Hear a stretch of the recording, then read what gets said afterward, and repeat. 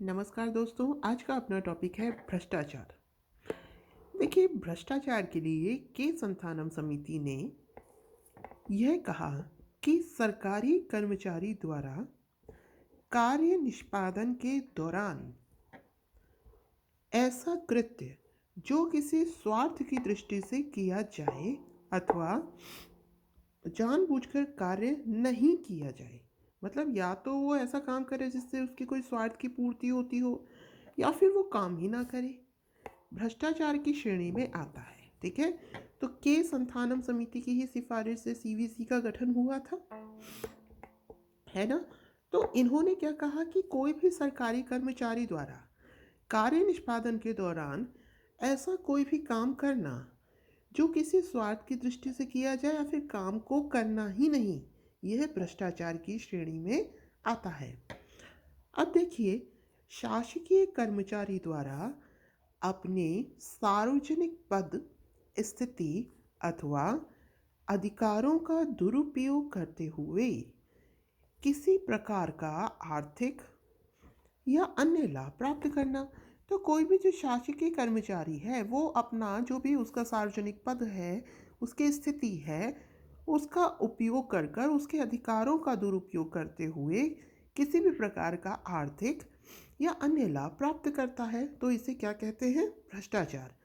अब हम तो देखते हैं दोस्तों भ्रष्टाचार के प्रकार।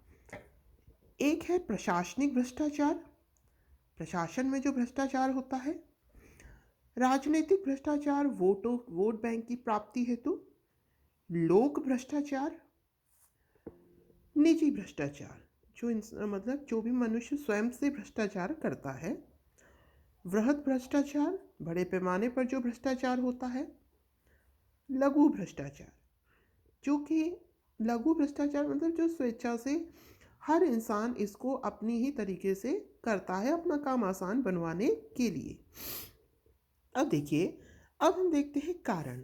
कारण है पहला राजनीतिक कारण। तो राजनीतिक कारण भ्रष्टाचार का क्या है कि जो नेता और अधिकारी हैं इनके खुद के बीच ही साठ गांठ रहती है। इसके अलावा राजनीति का अपराधीकरण हो रखा है।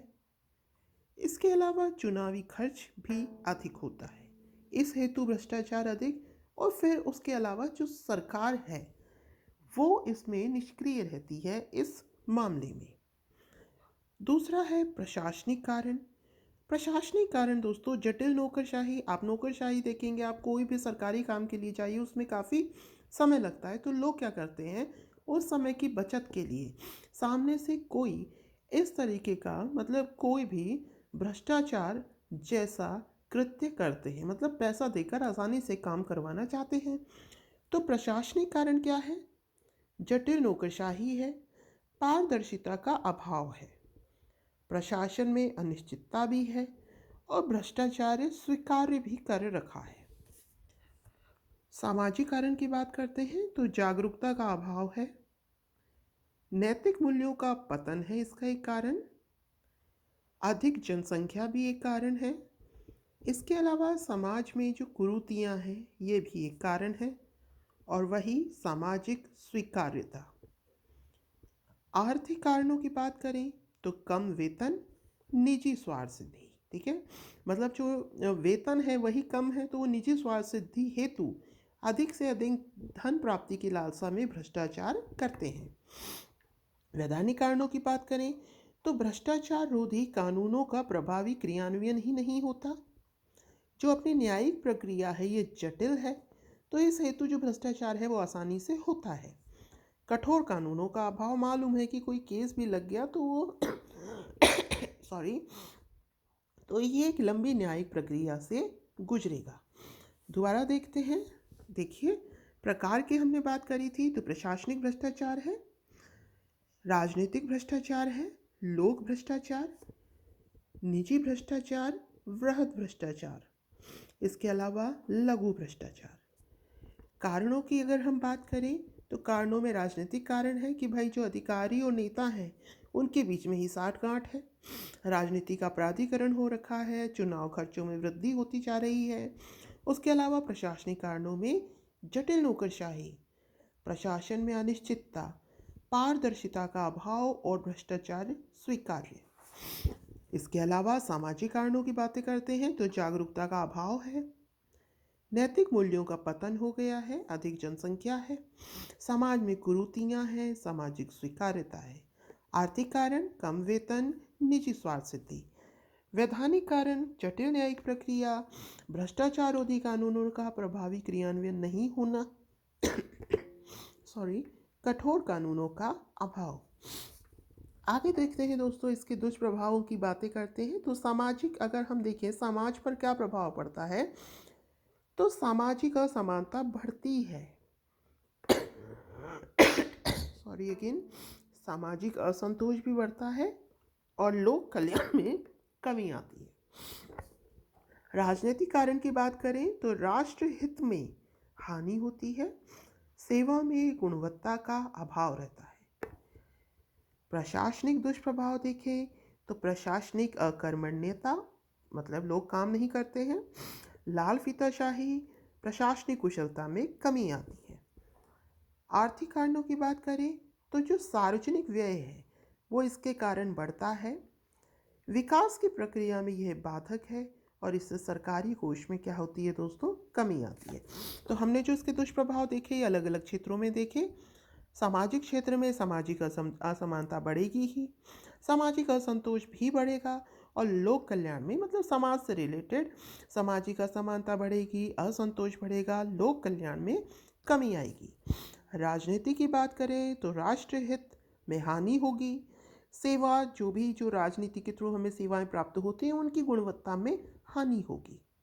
प्रशासनिक अकर्मण्यता बढ़ेगी, लाल फीताशाही और प्रशासनिक कुशलता में कमी आएगी। आर्थिक की बात करें तो सार्वजनिक व्यय बढ़ेगा, इससे जो कोष है वो कम होगा और विकास प्रक्रिया तो बाधक ही होगी। अब हम देखते हैं कि क्या उपाय किए जाएं भ्रष्टाचार को रोकने के। तो इसलिए सेवा शर्तों को आकर्षक बनाया जाए, ठीक है, जो सेवा शर्तें हैं अधिकारियों की उनको आकर्षक बनाया जाए, आचरण संहिता की स्थापना की जाए, प्रशासनिक प्रक्रिया जो है वो सरल बनाई जाए, स्वविवेकीय शक्तियों को कम किया जाए। इस हेतु जन जागरूकता को बढ़ाया जाए, ज़्यादा से ज़्यादा लोग इसके लिए अवेयर हों, पारदर्शिता बढ़े, प्रशासनिक मूल्यों को बढ़ाया जाए, विकेंद्रीकरण और जन सहभागिता, मतलब कि डिसेंट्रलाइजेशन करो, पावर एक जगह पर केंद्रित नहीं होनी चाहिए। इसके अलावा सूचना एकत्रित करना, ई गवर्नेंस को बढ़ावा देना, लेखाओं का परीक्षण करना। अब हम देखते हैं कि सरकारी प्रयास क्या किए गए हैं इस हेतु। तो CVC सेंट्रल विजिलेंस कमीशन की स्थापना की गई है, केंद्रीय सतर्कता आयोग की, सूचना आयोग की स्थापना की गई है इसी हेतु, और CBI की भी स्थापना की गई है, ठीक है, सेंट्रल ब्यूरो ऑफ इन्वेस्टिगेशन। तो ये संस्थाएं स्थापित की गई हैं भ्रष्टाचार को रोकने हेतु। तो भ्रष्टाचार रोकने के उपाय एक बार फिर देख लेते हैं। इसमें है सेवा शर्त जो है उनको आकर्षक बनाया जाए, एक आचार संहिता स्थापित की जाए कि भाई इसके तहत ही आपको कार्य करना है या इसके तहत नहीं करना है, प्रशासनिक प्रक्रिया जो है उसे सरल किया जाए,